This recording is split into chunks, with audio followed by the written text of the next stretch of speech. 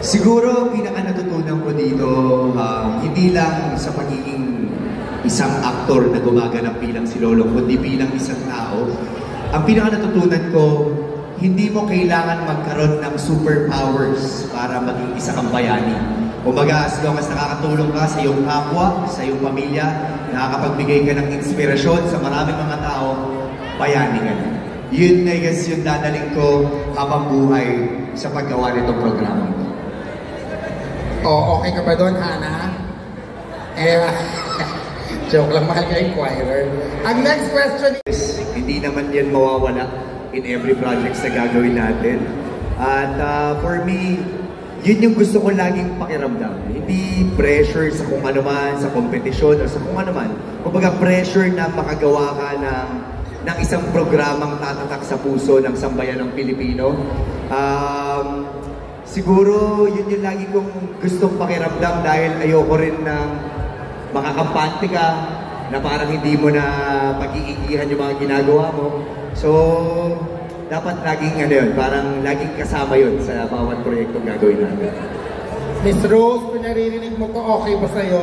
Maraming salamat naman po. Hindi, noong 2023 pa lang, o 2022 pa lang, nung ginagawa namin yung Lolong, sinabi ko sa sarili ko na, grabe, 2022 yung pinaka magandang taon na dumating sa buhay ko. And then dumating yung 2023, ganun din yung nasabi ko. And then dumating yung 2024 last year, nasabi ko, grabe itong 2024, parang ang daming plot twist na nangyari. At sobra ako nagpapasalamat. So, bago matapos ang taon, lagi kong sinasabi o lagi kong pinapanalangin na sana ang ating magiging bagong taon ay maging masagana at mabiyaya, hindi lamang para sa sarili ko, kundi para sa ating lahat. So, hopefully, this year, sa atin itong taon na to, let's claim it, sa atin po ang 2025. Ano man po ating pinapangarap, ano man po ang ating kahilingan, basta mabuti ang intensyon at hangarin mo, pinipili mo maging mabuting tao sa lahat ng pagkakataon, makakamit mo lahat ng tagumpay na inaasahan mo. Amen! Sa karakter mo bilang Elsie, ang mapapanood naman natin sa Lolong Bayani ng Bayan.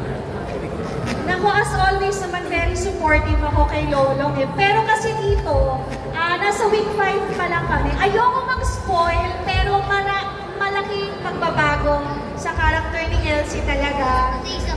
Parang magbaback to zero na ewan.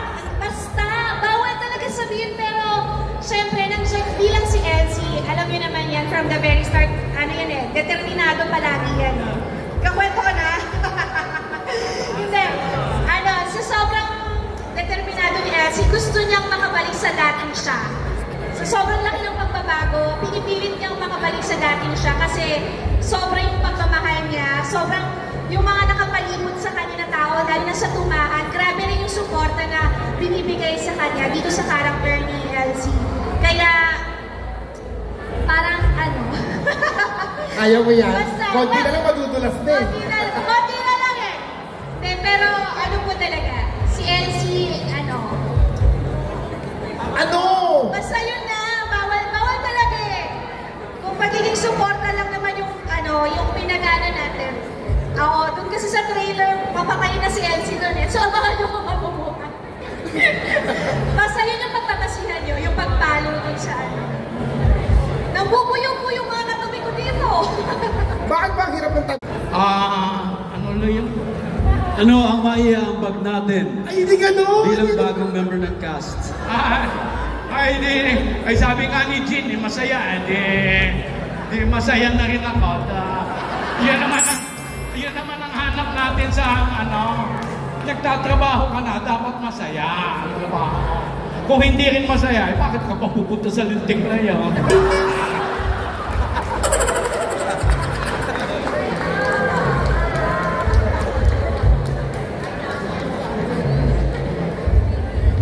Ako siguro, ako muna. Well, actually parang reunion natin to Ruru now from Encantadia. And of course, Chick, I really miss you. So, yung pinagsaluhan natin dati. So, sobrang excited ako na makasama ko ulit sila. And syempre, nasa script yan eh. So, somehow, yung position ng character ko ay manggugulo sa buhay ni Ruru. exciting yon, no? Bilang isang aktor, masaya kami na bawat bagong proyekto ay mag-experiment kami ng bagong character. Although, kaya ka naman kinakast sa isang project usually because of your last performance. So usually, pinepeg ka nila dun sa dati mong ginawa. And that is a challenge for us actors, no? Kasi gusto mong gumawa ng bago. So, ang iaambag ko ay makikita niyo siguro na somehow, ano? General, hindi ganyan yung tanong. Punyeta!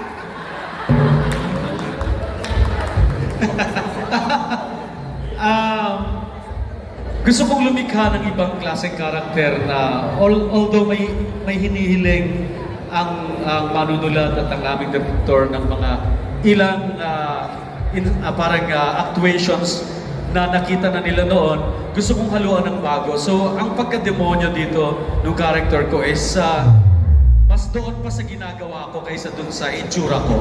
So, mas gusto kong gawin ko noon yung character ni Julio. And exciting dahil mukhang guguluhin ko talaga silang lahat. Ayun, sa part ko. In-lock-in namin na talagang may nabuo na isang barkadang relasyon. Kami nila Ru, parang magkakapatid na, parang isang dugo na rin. Pangalawa siguro, shocking lang kasi yung unang media ko namin naalala ko sa Zoom pa noon. At ngayon, nakita nyo naman ang narating ng Lolong at sobrang proud ako na makasama ulit sa Season 2 at ipakita ulit sa inyo kung ano na ba ang character growth ni Martin Banson. Which is, sobrang blessed ako dahil malaki rin ang binago sa akin sa buhay ko ng Lolong. At malaki rin yung growth sa pag-act ko dahil dito sa Lolong. So, mahalaga sa akin itong character ko. At sana po ma-appreciate na pa rin ang pagbabalik ni Martin bilang kapatid ni Lolong. At maraming salamat po. Best memory ng Season 1. Yes, at nilook forward mo sa Season 2. Kaya nasabi niyo po yung lock-in, saka siguro ang best memory sa akin ng Season 1, yung sagot ko doon, nandun sa press ko nung Season 1. So, alungkatin nyo na lang yun doon. Andun yun. Pero, looking forward for this season is yung paglaki ng cast, ng family ng Lolong. Kasi, iba yung samahan na nabuo namin ng Season 1 dahil lock-in yun, tapos pandemic. Pero ngayon na medyo mas malaya na kami. At saka mas marami nang involved, mas maraming taong kasali, mas lumaki yung pamilya, na excited ako kung paano itong magiging dynamics namin, kung paano kami magiging sa set and yung sa bonds na ma-form namin within and maybe outside the set. Ayun. Miss Jean, ikaw po, yung sa lahat, very memorable sa akin is number 1 talaga is yung magandang samahan na nabuo po ng pamilyang Lolo. Yun ang number 1 na very, very memorable. Yun sinasabi natin, nag-lock-in kasi kami. So, ang bilis naging close ng bawat isa.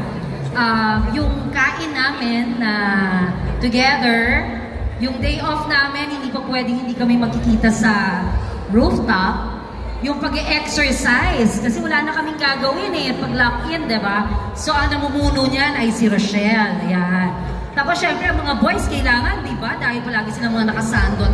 May mga dala silang mga dumbbells, ganyan. Na malalaki na minsan sa ilalim ng namin, ng hotel namin, maririnig ko, bug. Ay, may nagpo-bowling pa sa taas. Nag-e-exercise pala ang mga boys, diba? Sayang wala ka nun. Kung nandun ka, may excite ka. Huwag mo pa dito kailangan. Wala silang mga pakitaas, ganyan, nakasando. Sa mga kwento ng memory ng Season 1, nakalaking kasi nag-e-exercise ka na lang. So itutuloy namin yan. Bakit? Kasi ayan ang dami namin. Diba, isang pamilya ulit ang buuin namin na kasama ang mga bagong artista natin. And we are all, I'm very, very excited and looking forward na makatrabaho sila.